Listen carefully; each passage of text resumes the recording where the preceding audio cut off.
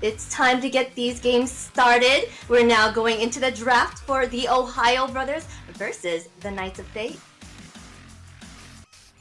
Well, and like I was saying here, the Knights of Fate, the biggest thing that we've been seeing from them, two things for me that stand out. Zero and the assassin on the mid. He's so flexible. He's got so many picks that he can go with. And that assassin mid usually counteracts maybe, I want to say, hesitant rotations from enemy teams, where he's able to get in there, get those pickoffs, and return to his lane. However, we're not talking about a team that is a slouch. We're talking about probably the #1 roam in North America here. So you've got vision, you've got rotations, you've just got a strong synergy on that team. I think you hit it right on the money, right? I mean, the Ohio Brothers, definitely top of the tier, top of the craft. Knights of Fate, definitely going to have to work hard for this victory. You mentioned Zero. He's been dominant inside of the mid lane. Also, very three-dimensional when it comes to drafting, right? You pull out the Gushin, he still dominates on that. Not too many mid laners can do that in North America from what we see. Not too many would even risk pulling that out. But he does his thing on it, and he does a really great job. So, looking at what we're currently seeing today, right? TOB, how do you shut them down? How do you stop them? Well, I think #1 is not letting best player get comfortable, right? We see too many people letting him run the assassins, and then he kind of dominates on it. But when he runs more of those tankier positions, he's not too much of a threat that teams have to really worry about. So I think #1, definitely kind of denying the assassin pickups that he can pick. Yeah, and the interesting thing for me is look at the bans for the Ohio Brothers. You've got Freya, Hanabi, and Harley. Who would have ever thought you would have seen bans like that? But that's what Knights of Fate brings to the table. It's just such an outside-the-box composition that you have to kind of worry about some of those comfort picks, because they're not just comfort picks when it comes to the Knights of Fate. They fit into a very good slotted plan there. But is it going to be enough? We do see that the Ling getting taken off the table for Knights of Fate. We've seen them run that mid assassin. We've seen them run that trio fighter composition. We're going to see what they have in store. As we've seen from some of the interviews, Knights of Fate, they were kind of slouching when it came to the plans against people like BTK and the Ohio Brothers. Do they have something in store here for the semifinals of the top bracket? Yeah, I mean, when I'm looking at the draft so far, it's not too off the money, right? I mean, we see the Hanabi, but we seen yesterday, right? Knights of Fate went up against the Bloodhounds, and they won the game with the Hanabi, right? Every time you think it's not going to work, they pull it off. But I think it kind of works in their favor from, like, playing to the late game. You know, me and you kind of had a discussion about it. Like, when it comes to 20 minutes in, it doesn't matter about the objectives. It just matters who can win that fight, and that's when that Hanabi starts to shine, right? But they got to play to the late game. With a team like the Ohio Brothers, they usually try and finish the game fast, right? We're talking about 12 minutes, 14 minutes. Probably the first Lord if you're not careful. So they got to definitely be on their A game. When I'm looking at TOB, first pickup from Milo. Gonna go ahead and pick up that Uranus. It's definitely been a solid option, right? Almost the unkillable. Yeah, he took a little bit of a hit, a little bit of a nerf, but still, you can walk away with that consecration, kind of like a free purify if you must. So we got to see how Knights of the Fate will respond to that. I do like the pickup of a Fredrin here, because it is still kind of flexible, still could go into the jungle, still could be an XP laner here. While it doesn't really match up against Uranus during the laning phase, what he brings as a CC and team synergy more than kind of makes up for it. And we see in an answer to it, we get, oh, that's a lot of CC. We pick up the Valir and the Eve on the side of the Ohio Bears. And what I was also going to say is the Knights of Fate, while they're able to kind of take advantage of these holes in enemy gameplay, the Ohio Brothers, when you talk about top of their class, each player almost always has a highlight reel when it comes to their matches. Each player does exactly what they're supposed to be doing in their position, and they're almost like, I want to say, I dare say, like #1 in their position in North America, just all stacked onto one team. And then that enables the rest of the team to kind of do even better here. We're going to be moving into the second banning phase as we see the X-Borg picked up for Knights of Fate. Yeah, the X-Borg definitely going to be an interesting one, right? I mean, we see Knights of Fate pull it out yesterday, and it worked out for them, so hey, why not try it out again? I think another interesting thing here is the Ohio Brothers pulling out the Eve, right? They're able to let that slip through the cracks. We know Hoon has been a master, a wizard in the mid lane that you're definitely going to have to watch out for, but there are some counters on the table. We're looking at Sir Bossy, new little sub-in, swapping in there for that roam position. Does have the Kufa to be able to dive in, possibly set that Eve and pick her off, but it may not be the easiest battle. I guess they do have Mikasa as well, the last Insanity to dive and get out with a little bit of that extra immortality from that ultimate, but you have to see how this goes. But how do you feel about the Valir pick? I feel like the Valier pick was put out there in case we're going to be looking at a triple fighter composition from the Knights of Fate. That's a good counter to be able to kind of push them all away, keep them stationary here, especially because if you look at Sir Boss, I believe Sir Bossy, correct me if I'm wrong, he is an XP main. So if you're going to go ahead and try to switch around that roster again to the point where maybe you don't have Powerless in the marksman position, you put him back on the roam, and instead of having Sir Bossy on the marksman, you put him on another fighter there, which is maybe what the Ohio brothers are kind of seeing from the draft and trying to prepare for when it comes out here. We do see the rest of the another assassin taken out there, as well as the Brody for the Knights of Fate, and then that Bruno taken out for the Ohio brothers.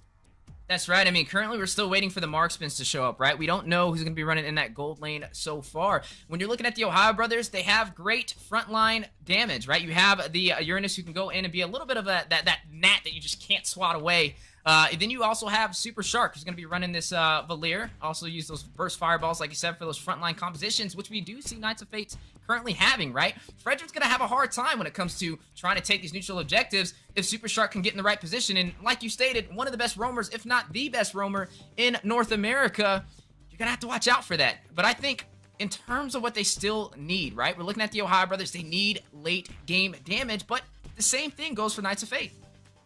I mean, we talk about late game. I'm a little bit more concerned about Mielo. Mielo's come onto the scene here. I believe he was a substitute last season, but he has come on so strong in the XP lane. You'd think that he was on their team for like years now for the Ohio brothers. And once he gets rolling, especially in that early game, if you can't punish him for those early cuts, for those early rotations, he is going to be a monster coming into the late game. Do we have something in the front, which I want to say Knights of Fate do take a little bit of time to start getting their compositions rolling here, and we could be looking at it maybe being a little bit too late once they actually start getting that damage, once they start actually being able to dish it out to the point where you're going to be so tanky on the side of the Ohio brothers that it's already going to be impossible to stop.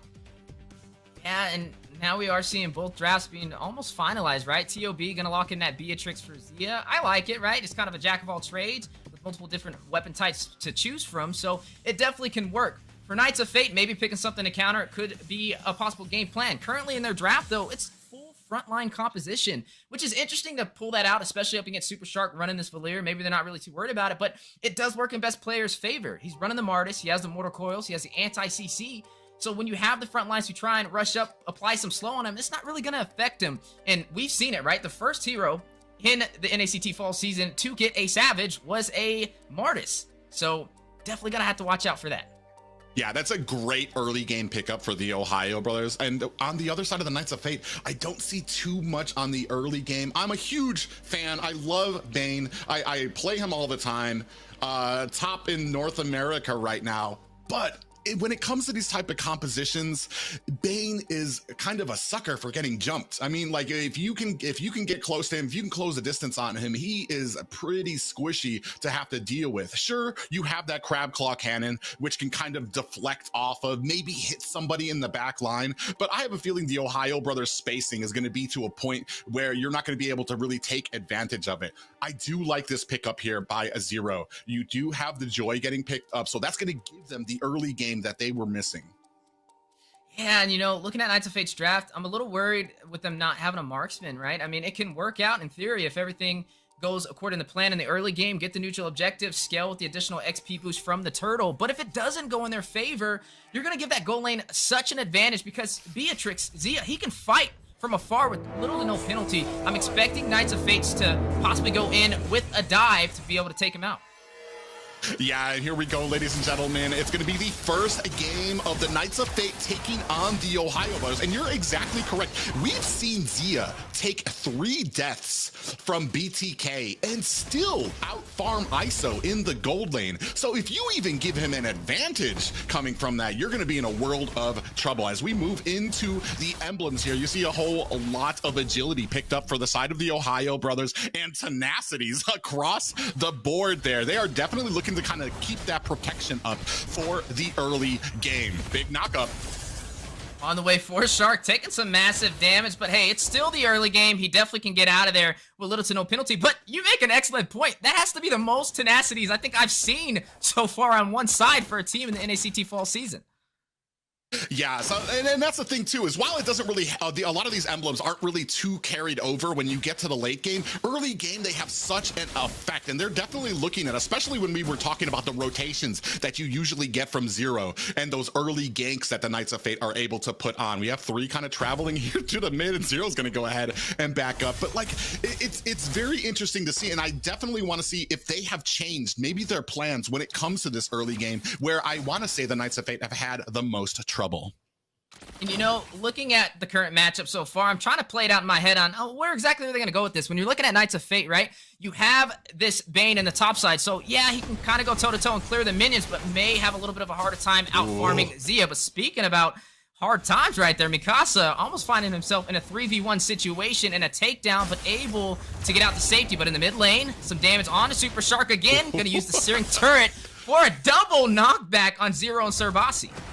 And already an invade into the purple buff. And this just shows how best player is definitely known for one of the top junglers in North America, but down goes that real-world manipulation from Hoon. The stun onto Zero, and Super Shark drawn first blood. Best player taking down Kai. 2 kills left unanswered for the Ohio brothers. Yeah, and this is what we were talking about, that early game right now. Knights of Fate starting to struggle a bit. They have their purple buff taken away, securing a turtle for the side of the Ohio brothers, and they pick up 2 kills. So right now they're already narrowly getting about a 2K gold lead over the Knights of Fate. And Powerless find himself in a 2v1 situation. Use the Deadly Sketch, does connect on to Zia. Shark trying to wrap around. Serbasi there to protect his ADC. Yeah, and right now, and here's the kind of switch up too. We have Powerless. I do like Powerless I do like the Bane in them. Oh, Powerless actually meant, oh, this is the Crab Claw Cannon. Just when you thought you had the element of surprise, a little bit of a whiff there, and Super Shark is just putting on the CC. But may have overstayed his welcome. Powerless, same deal. Zia picks up the kill. A little bit of a misplace. Shark will fall into the hands of Serbasi, but best player draws a kill himself. Is going to go ahead and take down Mikasa. Which is an all-right trade. You lose your roam, but you put a kill onto your marksman. So this is a great deal and a great trade for the Ohio brothers here when it comes to scaling. Yeah, definitely going to be looking at scaling, right? We mentioned Zia. He's already 1-0-0, picked up his first kill. While on the other side of the board, Powerless picked up his first death. But speaking about invasion, speaking about TOB, there it goes again. The invasion on the purple buff. Grand Theft Purple. They got to find a way to stop this. Yeah, and there are 4 members of the Ohio brothers, and this is what we were talking about. They're the Knights of Fate having trouble here trying to secure this. And this is what you want to do when you have that early game advantage. Not just try to get those kills, but start refusing the farm from the Knights of Fate. So that means that once you even get into the late game, when the Knights of Fate are supposed to be scaling, you're going to be so far behind that it's going to be a pretty incredible feat of trying to kind of even the odds there. Zia doing a good job. He doesn't know where everybody is on the map, so he's well behind his tower trying to watch out for a gank. Yeah, speaking of ganks, Last Insanity called out from Mikasa, trying to hold off his lane from Milo and best player on the 2v1 situation, but they're not letting their foot off the gas. They're going to go ahead and put some more pressure in and take down Mikasa, best player with the decimation, and now stripping the gold off that turret. But speaking of gold, speaking of objectives, battle in the Turtle Pit. Zia is going to find Serbasi. Turtle does go to Kai with the retribution on the Fredrin for the Knights of Fate, but now Hoon, very low, tries to get away, but wait a minute, Shark with the outplay, the stun in the turret is going to find a kill. Yet another takes down Zero. The patience of Shark to hold off on that CC until, not to save his teammate, but to wait for Zero to be in a perfect position underneath tower to get that stun. This is what we were talking about when we talk about just the incredible roaming, the incredible know-how of somebody like Shark around the map here. And right now, 7-1, Knights of Fate are well behind the curve. Yeah, you mentioned that, right? Huge advantage when it comes to the kills and the gold. Down by about 4.5k right now. Definitely need to find some answers and fast. We know TOB is a team capable of ending these games early, and it looks like that's the game plan as they take down the mid lane turret and still trying to fight it out and pick up some kills. Maybe get a little bit more than they were looking for, but Battle still on the way. Manipulation dropping down. Serbasi winding up. Cancels it out. Still caught by the manipulation from Hoon. And it just shows you TOB is having total control of this game so far. Yeah, Mielo right now, he's already at that point. Unstoppable for Uranus. He's able to dive into these towers. Hoon is going to be there zoning them out with that real-world manipulation. And if they try to get close, if they try to dive over it, you have Shark there laying down the law with all of that CC. Last Insanity, though. Does go out. Meload about a quarter of HP. Very low. Tries to get out, but Serbasi for the denial is going to take him down. That is 2 kills so far for Knights of Fate, but at what cost? They lost 2 turrets in the mid lane. Yeah, and that's kind of those equivalent exchanges you have there. Mielo did his job. He was in there causing a ruckus, getting all of the aggro on him for them to waste their abilities onto him while the minions and the rest of the Ohio brothers were able to take down that tower. So, I mean, they get the kill, but I want to say like that was basically part of the plan for the Ohio brothers in the first place. And now you've completely pushed in the mid lane, this entire jungle. If you thought the Ohio brothers were in your jungle before, now that you don't have the protection of those towers, it's going to be madness. Yeah, and you know, you mentioned the 2 kills, and both of them landed into the hands of Serbasi, so that is the Roamer picking up both kills for Knights of Fates, which is going to kind of hurt them a little bit more, but the turtle is going to go to TOB, second turtle of the game. We did see Knights of Fate claim 1, but it was not enough, and speaking of advantages, down goes the tier 2 turret on the top side. Yeah, and this is the problem too, especially with some of these picks when you have a full melee composition. The worst thing for you is to be fighting from behind. If you've ever wondered, oh, actually, we can go ahead and take a look at some of the items here. You can see on the side of the Ohio brothers already has the Oracle for Mielo there, so he's going to be able to kind of counteract even before they've gotten any anti-CC on or healing on the side of the Knights of Fate. You've already got an Oracle there, so that's just telling you how big and how strong they are right now. BOD and Malefic Roar already picked up for Zia as well, and he is well ahead of Powerless's Bane right now. And they might be breaking records. I mean, we're 8 minutes in and they're down to their inhibitor turrets. That is definitely not the easiest thing to pull off, but how will they respond as you are now seeing a battle on the way? Serbasi very low, able to get back with barely any HP, but I think one of the most interesting things when we looked at those items was Zia, right? You're already seeing him stacking up that gold, a rich guy in the making, up by 2,000 gold against Powerless with the huge advantage that they have, and this is where it's going to hurt Knights of Fates, right? They don't have a marksman to carry them through the late game, and they didn't win the early objectives, so now TOB definitely having a better advantage to close it out. And we see Powerless is just now picking up the Sea Halberd, maybe trying to look for something to hopefully counter Mielo. But like I said, he already went for the early Oracle, so you're only going to be able to kind of do it down. I think if my math is correct, you're only able to kind of bring it down by like the healing down by like 20%. And for a Uranus, that's not going to be enough to kind of stop him unless you have the damage to be able to back it up. Yeah, and we're going to have to see if they have a plan to turn this around, right? I mean, Knights of Fate didn't have the easiest time against Bloodhounds yesterday, but they played to the late game and it worked. But this time, I don't know if they have the composition for that, but I'm not going to count them out. I'm hoping that maybe they can turn this around and have a little bit of a fair chance, because right now, this is a total domination from TOB. But you are going to see that Lord go into the hands of the Ohio brothers, yet another objective in their favor. Yeah, one-man wrecking crew here. Mielo on the Uranus, able to hold off the entire team. Zero in a little bit of trouble. The rest of Knights of Fate gonna come in, but we looking lad, we have a fight here. Yeah, fight on the way. Manipulation dropping down. Deadliest catch from the opposite side of the playing field from Powerless. Not gonna really hit the mark though. It's looking like TOB's trying to open up the base, right? They're looking to claim an inhibitor turret. And this is usually sometimes we talk about mistakes when it comes to kind of rushing at the enemy base before the Lord gets there. But when you have such a commanding lead before the 10-minute mark, I mean, there's really nothing Knights of Fate. We've seen, Serbasi is going to go ahead and try to set something up here. Yeah, definitely trying to set it up. Last Insanity going down. Zia is going to take down Serbasi. Gets a double, finds Kai. Lord still intact, but gets bursted down from Powerless in the deadliest catch. But do they claim the inhibitor turret for the mid lane? No, they do not get it. The minions do fall in the process, but they are now going to shift focus to the bottom side.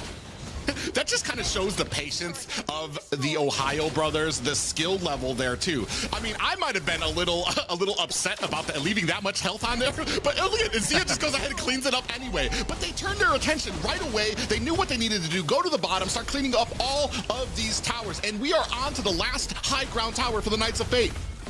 And I don't think it's going to stand for that much longer. Look at Zia is going to go ahead and burst it down. And keep in mind, this was only the first Lord, and they took all the inhibitor turrets. Best player with the mega kill is going to find Powerless. Kai takes down best player for some revenge. Can they stop the push from TOB? Zia, unstoppable, finds Zero. Mikasa, Zerbasi, Kai still left to defend. You are going to see minions in the mid lane, still pushing through. TOB, though, do they pull their punches, or do they stay and try and close it out? Ooh, this looks like it might be the end. A little bit of an offense being put back by the Knights of Fate here. Oh, but Sir Bossy goes on. This might be a wrap for the Knights of Fate.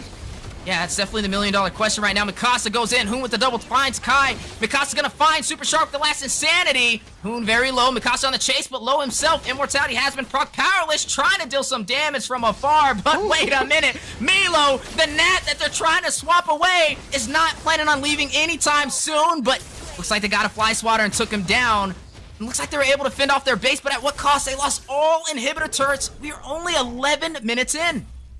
And that's the problem, isn't it? I mean, you get the kills on there, you stop them from closing out the game at the 11-minute mark, but you've prolonged your life maybe 3 minutes, at least 23 seconds longer. You've prolonged your life at the base, but you have no more high grounds right now, and you're about, actually, I was going to say 10K gold behind, but they're about, they've kind of narrowed it down with getting a little bit of those kills there to about 6K gold lead for the Ohio brothers. I don't want to call something completely out of their hands just yet, but I mean, this is a tall hill to climb for the Knights of Fate. And you made an excellent point when we were back in the draft, right? Pay attention to Milo, right? He was kind of a sub in the past. We've seen him kind of playing with the Valley on the side, and now trying to step his way into the main roster. 0, 2, and 10 performance today. Definitely impressive. Best player pulling out that Martis. We talked about how much of an early threat it can be. And look at it. It's right there. The proof is in the pudding. 4, 1, and 2 KDA. But Zia, we mentioned this in the draft. Not having a marksman could be costly. And right now, Zia is definitely getting fed. He is 5, 1, and 3. They need to find a way to disrupt the synergy from TOB.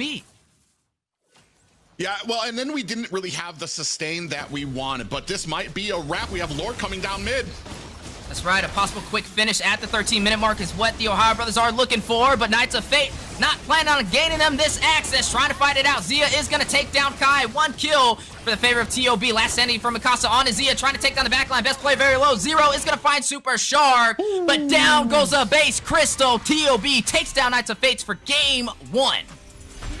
Just a well-oiled machine and plan from the Ohio brothers. I was going to bring this up before when we got to it, and especially here. Game 1, basically Ohio brothers throwing out the jabs, setting the tone for this series. They're letting them know these outside the box composition, there's a reason the meta is the meta. There's a reason that the Ohio brothers are so strong in it as well. So, and while you may be able to take advantage of other teams in there, this one, you're not going to be having those same mistakes from the Ohio brothers.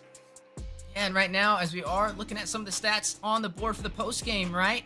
Looking at the Ohio brothers, 6, 1, and 3 performance from Zia, basically unkillable. 11 purple buffs compared to 1 for the Knights of Fate, and this comes into the evasion plays for the early game that we've seen best player focusing on, denying the farm for Knights of Fate to even have a head start for an advantage. Yeah, and that's kind of the problem you run across with some of these picks. You get a fighter-centric composition, but we didn't really have any sustain, which is where I feel like the fighter-heavy compositions can shine, where you have maybe a Florin, maybe you have an Angela out there, kind of helping to keep them up so that your team isn't getting picked off, especially in the early game where I feel like the fighters are kind of at their weakest. Unfortunately, when we got into it, there was just a problem. They never were able to catch up after that early sprint from the Ohio brothers. Yeah, and I think, the next question is, where do they go from here? I think number 1 is possibly finding a way to shut down Zia in the gold lane, and also finding a way to delay best player out farming your jungler. You got to protect those buffs at all costs, right? If you're not going to take the buffs and you need to rotate around and get a pick off, we need to see some type of trade that translates either in their favor or equals out the playing field. If not, we're just going to see TOB slowly climbing the objectives.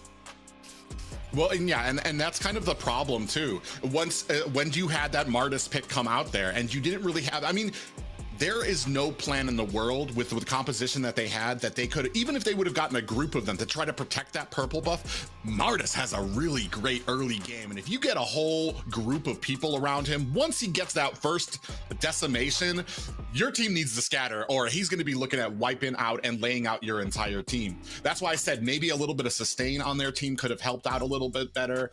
And that's why I say there's a strong Knights of Fate out there that we saw from stage 2, and maybe right now we're kind of playing things a little too close to the chest when we're having all of these change ups, people playing different roles that they may or may not have been as comfortable on from before. But we're going to be moving into the second drafting phase. Yeah, and you know, we see it time and time again, right? This is not our first rodeo, not our first NACT, and we can definitely agree changing up the lineup can change up the entire team. It's like rolling the dice, and sometimes it can work in your favor, but sometimes it doesn't. And obviously right there, it wasn't the most amazing performance, but now we are now on game 2. How do they respond back? Knights of Fate needs a game plan. They're first in the draft, wasting no time. They're going to go ahead and ban out that Uranus. Like we said, Milo, you mentioned it in the previous draft, a problem when left unchecked, and you don't want to give him a hero like the Uranus who's unkillable pretty much to a sense, and maybe that is a good start, but we have to see how they kind of scale through this draft. The problem here is that I want to say, man, I want to say it tactfully, but the hero pool of the Ohio brothers, just too much. You've got so many different ways for them to be able to kind of come at you. They banned out all of the assassins for best player. He goes Martis, thrashes you in the early game. Do you ban out Martis and maybe leave open the Lance, leave open the Ling for him to take now? Because, I mean, you've taken care of one problem, but now you've handed a whole new, just a box of problems for your team. It comes down to, I don't even know where you go from here. Maybe we go for a more conventional pick, but that's not where the Knights of Fate shine. They don't shine in conventional, they shine from outside the box. And that kind of specialty, I mean, it's I want to say it's like kind of on Zero and Powerless to kind of make up the difference there. If they can do something here where they won't be losing lanes, where they can have that early game, they need to check boxes basically. CC, early game, and maybe a front line. Make sure that they have all of those boxes checked. Yeah, and speaking of boxes checked, TOB not playing around. I mean, look at the bans again. It's the same thing that we've seen in game number 1. They're going to take out the Freya alongside the Hanabi again, right? This is just a pure direct ban for comfort picks for Knights of Fate. They're not going traditional meta. They're going for more of what they've seen this team play. And that goes to doing your homework, right? Knowing, like you said, hero pool, what they're capable of pulling off. It's definitely a tactful approach for the Ohio brothers inside of this draft. Now, when we look at Knights of Fate, you mentioned TOB having a huge hero pool. Definitely hard to kind of find a way to disrupt their draft. And if you focus on best player, you create vulnerabilities elsewhere in the draft. But if you don't focus best player, he's going to profit. So you definitely have to pick your poison when it comes to drafting against them. And now looking at what we have so far, Valyr's been banned out. We've got the Kaja off the table. That means one of the suppression heroes has been taken off the board. Maybe an assassin pickup may be on the way. I mean, we're going to probably be looking at possibly a XP lane picked up here. It's been kind of the story for a lot of these matches here in North America. We pick up that XP lane, secure, at least get one lane where we know that we will be dominant, maybe not need as much help. Yeah, and so we go for the Terizla pickup immediately. But that's going to give the Ohio brothers 2 picks of their own. Yeah, and this is going to be kind of dangerous, right? I mean, the Assassins are still up for play. They're going to go ahead and take up this X-Board, which we've seen previously go to the Knights of Fate. So yet another hero that they're not going to be able to use in their favor. And they're going to take the Bruno as well. And we saw, I believe, Knights of Fate yesterday. I think they had the Bruno. I'm not entirely sure. I'm pretty sure they did, though. So they're trying to, like, not only out-ban them by comfort picks, but also pick their comfort. What I'm going to be looking for from the Ohio brothers here, you've got that Bruno, and he really shines when you've got that very thick front line. Bruno does need to get a little closer than most marksmen to be effective, to kind of get those crit stacks up before he's just lobbing planets at people through his kicks. So you're going to be looking at the Ohio brothers to possibly be trying to build up that front line. Personally, I would want to be looking for something that could kind of like dish out and maybe kind of take that line down. We do see the early game being picked up here for the Knights of Fate. They're going to take away that Martis and pick up the Kufra. I want to say, as far as Kufras are concerned, when we talk about Kufras, Powerless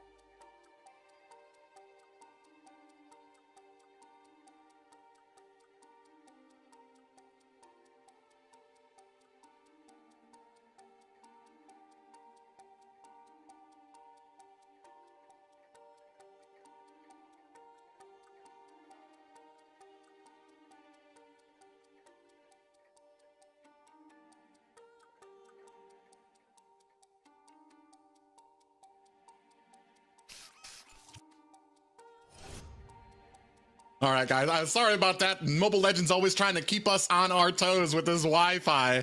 But we can see here, finishing and wrapping up the draft here for the Knights of Fate. I do like, this is a more standard composition from the Knights of Fate. We've heard it commented here yesterday. Trex talked a little bit about it, when Knights of Fate can go outside the box, but they also have the ability to kind of stay in the confines of the meta. Is that going to be enough here when they're taking on the Ohio brothers, who have picked up, I want to say, a pretty decent draft here, especially with the Faramis? Yeah, I mean, both drafts definitely have some interesting things about them. Zero is going to pick up that Kadita, which means they do have Group CC. They have Powerless on the Leslie. Be able to fight from afar, right? Last time we seen him running the Bane. This time they are going to go in for a marksman. So you kind of talked about ticking off those or checking off those boxes, and some of them are being checked off so far in the draft, and I'm honestly impressed as we are now jumping into game number 2. This is going to be the Ohio brothers going up against Knights of Fate. Mind you, Knights of Fate needs this victory or it will be a clean sweep for TOB. When I was talking about like those boxes that you have to check, it's kind of amazing to me, because when you look at the Ohio brothers composition, I almost want to say there's just dimensional boxes that you didn't even really think of or consider when it comes to it, especially when it comes to, you have Super Shark on the Navaria, so you've got that long range sniping and poking ability. You've got, when you get close up, you're going to have Zia on the Bruno already putting some shots on the Powerless, almost taking him down to half health. He's not letting go. Oh, man. Yeah, a lot of damage over there for Powerless. Definitely needing to watch out as Zia is not playing around. Another interesting thing is best player picking up this box here, right? We've seen it kind of making its starlight in the professional scene as one of the top junglers so far. And then Hoon kind of match it up with some sustainability, pulling out that Faramis. We didn't see too much sustainability in the last game, but this time, looks like the Ohio brothers are trying to switch it up. But I feel like Knights of Fate, they're going more for a conventional draft, and I think I like what I'm seeing. It's just going to boil down to execution. The problem here, Powerless might think okay, I was about to say, especially with how much Super Shark has been nailing him with those spheres. We can go ahead and take a look at the emblems here right now. A better mix up than we saw last time, where we had like all those tenacities on the side of the Ohio brothers. This time we see a lot of those quantum charges, so they're favoring a lot of maneuverability, a lot of engagement here to see if they can kind of like close the distance between players from the Night of Fate when it comes to these team fights. Yeah, and right now, right, we're looking at early game pressure for Kai, working in his favor. We mentioned best player rotating around and taking that purple buff to give him the advantage to try and snowball in the early game, but this time around, with the Martis, it is going to be a little bit tougher, right? Yes, best player does have a little bit of more mobility, especially with this Boxia, but he can't easily invade a hero like the Martis who can kind of tie you up in that chain CC. Yeah, and that's gonna be the problem. Whoa, Super Shark and making it baser. Bossy might be in a little bit of trouble. Gets taken out. That's gonna be a first blood for Hoon. And this is what we were talking about, is just how skilled they are. Even when you think you have them in a position, a weak position, they just always know their limits. And we can see here another fight going on. Penalty zone dropping down. Mikasa finding best player. Hoon is going to take down Kai. That's 2-1 on the board. TOB still leading the way in terms of kills, but Hoon very low. Mikasa as well. Milo joining the party with the fire missiles and the fire stakes. Does Mikasa fall? Yes, he does. 4-1 lead so far for TOB and a turtle in their hands. Yeah, and I really like this Faramis in the mid position rather than the roam. Super Shark still, I mean, when you talk about like where the level gaps come from or where people's power spikes come from, Novaria only needs level 2 to really be effective. Her ult gives Vision, best player, actually in a little bit of trouble here, getting down to half health. Right, we were talking about his invasions, but it's not going to be the same story this time around, as Kai's going to hit him with the decimation and emote on his way out, just showing you that was our game plan all along. You can fool me once, but you definitely can't fool me twice. But on the top side, the turret does fall. The Ohio brothers opening up the map. Zia is going to take down Kai, though. Maybe able to get another Sir Bossy trying to escape the power of the mecha legs, and Zia picks up a double. Yeah, and here come the rest of the Knights of Fate, but it's already too late. 2 kills picked up for Zia there, and he's just diving in. This is what we're talking about. And then we have another realm out. Yeah, another possible pickoff on the way, and TOB slowly inching their way up this map again. This is starting to look very similar to game 1. Yes, Knights of Fate was able to pick up a couple more kills in the early game, but they were not able to translate it into objectives. But it is not over yet. They have a conventional draft. They can definitely turn this around in their favor, but they may have to play to the late game if they keep falling to the Ohio brothers. Speaking of falling, though, Milo finds Kai with the last insanity. And now Mikasa joining the battle. Milo is going to get a double. Finds Serbasi. Mikasa with the execution strike. Ooh. Trying to find best player. Is going to get out of there with the ultimate sniper. Almost bursting him down. 4-10 so far. TOB stampeding through the Knights of Fate in the first 4 minutes. And this is what I was talking about with the Ohio brothers, how they thread the needle with their picks, with their characters. They can get themselves into harm's way, but they always know just enough to be able to get themselves back out without taking a lot of those kills there. And we're seeing it here. There's a lot of great engagements from the Knights of Fate, but the Ohio brothers' reactions are just too quick to be able to kind of rebound and retreat away from it. And we're going to go ahead, start on this next turtle. Almost a 4K lead for the Ohio brothers at the 5-minute mark. Speaking of the number 5, Zia picking up his 5th kill so far. No deaths. Definitely have to watch. I mean, look at the damage on a powerless. Sending him home packing. Doesn't want anything to do with that engagement. But Zia is not done on the chase. Best player is going to find Kai, dominating the mid lane. May be able to open up this map even more if Knights of Fate doesn't find a way to stop them. Zia alone against 3 members of the Knights of Fate on the flank. Powerless comes in there. Zia's like, oh, you want some? Starts nailing him with some balls. And it just, he's so menacing right now and so picked up. And Super Shark picks up a kill onto Mikasa. This is insane. Not even 6 minutes in, 12-4, almost a 6,000 gold lead and 2 turtles. We haven't seen Knights of Fate take any objective. In order to turn this around, they gotta play patient, but Zero is gonna find a kill, is trying to help his team out the most he can. He hasn't really had the worst game, 3-0-1, but it is not enough with the one-man army. Zia is gonna take down Serbasi, and they are gonna claim the turn in the mid lane. Picks up a double, finds Powerless a triple. If Mikasa's not careful, he's going in for the dive. Gets the triple. Mikasa responds from taking him down. Decimation from Kai is gonna find Hoon. Last sanity from Milo. Exploding, bursting Kai out of there. What is working so well for the Ohio brothers is not only are they getting the kills, but they're pushing so hard and so fast that the Knights of Fate are forced to respond. It's almost like a Bruce Lee movie where the Knights of Fate have to filter in one by one. I mean, yeah, and Bruce Lee's kicking those soccer balls right now because the damage on it is taking about half HP away from whoever it hits, and it's just showing you TOB is focusing on getting Zia fed. And Knights of Fate, it looks like they haven't really caught on, or even if they have, they haven't found a way to stop it. But something that works in the Knights of Fate's favor is they do have a late game marksman, Powerless, right? Yeah, he hasn't had the best early game start, 0-4-2, but the later this goes, maybe they turn it around. But TOB is a team known to try and close these out in the early finishes. But speaking of finishes, Zia is going to claim another turret, but Milo will go ahead and take down Mikasa in the process. 7-17 so far at the 7-minute mark. Look at Powerless getting chunked down. That has been the story of this entire match. My goodness. You know, I might have to ask him for that soccer ball, right? Get a little bit of an autograph on it on his way out after this game. But speaking of things, Serbasi is going to find Super Shark on the over-aggressiveness. Now, Private, me and you have casted a lot of games, right? We've seen a lot of teams that have this advantage. Sometimes let it fumble through the cracks from being overly aggressive. I think TOB, yes, they have the advantage, but if they keep being aggressive, it may be costly. But speaking of costly, my God, Zia with a double is going to go ahead and take down Serbasi, take down the turret in the mid lane. Milo picks up a kill, is going to find Powerless. One member left, Zia picks up a triple, finds Mikasa, Zero, left alone on an island, trying to shoot out an SOS and a flare for somebody to pick him up. TOB doesn't plan on giving him any breathing room.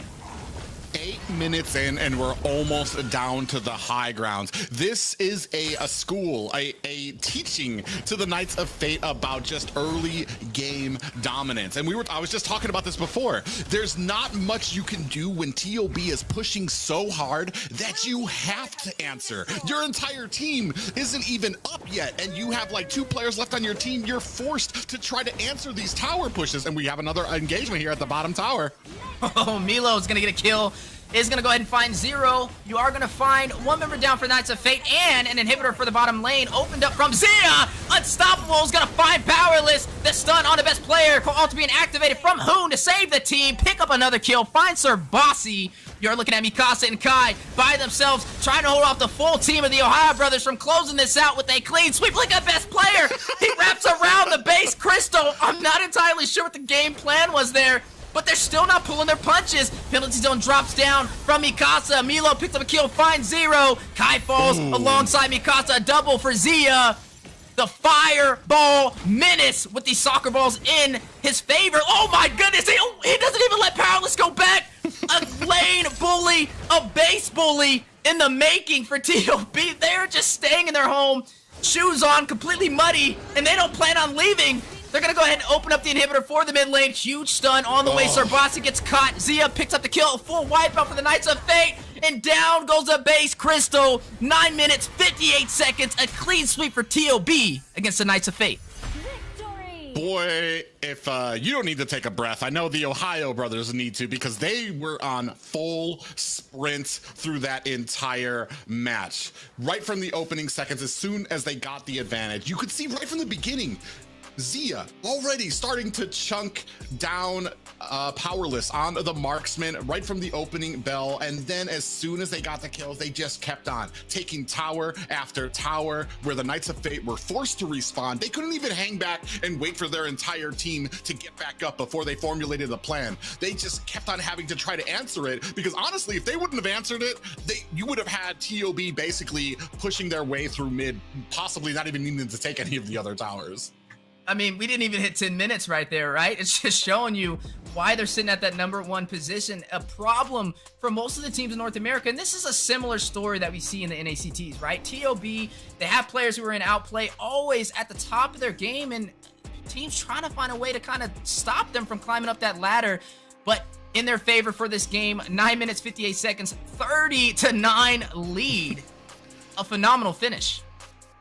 Yeah, and you can see there the focus on the 1 orange buff to 7. There was one time where Kai was able to go ahead and pick that up, and then absolutely refused out there. Zia sitting at 17, 1, and 6. That is insane for a sub 10-minute match.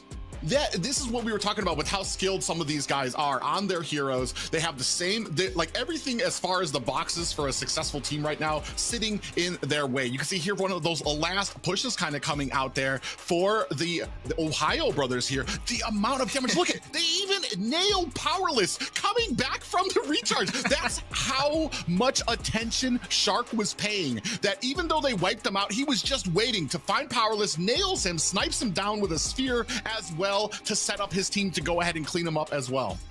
Yeah, and right now, as we are looking at the stats, the rich guy yet again, Mr. Zia, the carry as well, just dominating. You know, something interesting, he had 17 kills, and the entire team of Knights of Fate only had 9. He had almost double what their entire team had in 10 minutes, not even that. You are looking at the Forgotten One being Hoon and Sarbasi, the Sandbag. Just a crazy game, and possibly one of the fastest finishes we've seen in the NACT fall season. Yeah, I'd definitely have to go. I definitely want to see the stats on that. If this is indeed the fastest game, even damage to turret, you see that little narrow sliver of blue in there. And then we can see here from the replays of the first game. Yeah, you are looking at some of these replays on the way. This was game #1, like you mentioned. TOB, similar story, close to that 10-minute mark, trying to close it out. You were starting to see a pattern with them, right? They're a team that knows how to focus on the objectives. It's the execution after the draft is what matters, and a lot of teams kind of have a hard time stopping them. It starts with best player, finding a way to get the farm, and then building that up and snowballing on these small objectives. As you are seeing Hoon take down Sir Bossy, just a great finish for the Ohio brothers. Yeah, and we even see here, I mean, they had the right mark, but at this point, it's too late. Great penalty zone, but already getting chunked down and powerless to stop them. But let's go ahead, take it to our lovely host, Cena, for our MVP. Yes, the Ohio brothers dominated the first match, not allowing Knights of Fate a comeback with their rampage and total map control. But we have the tower diving Zia for our MVP. Tell me what you guys think about this hero choice. You know, Yeah, it's that old statement, that nice gold laner you got there. Zia, I've talked about it. I get happy when I see this because we know that Zia was at one point playing mage and wanted to play marksman. Here, he's showing why and how much he has put into that role. An absolutely crazy dominant performance from him.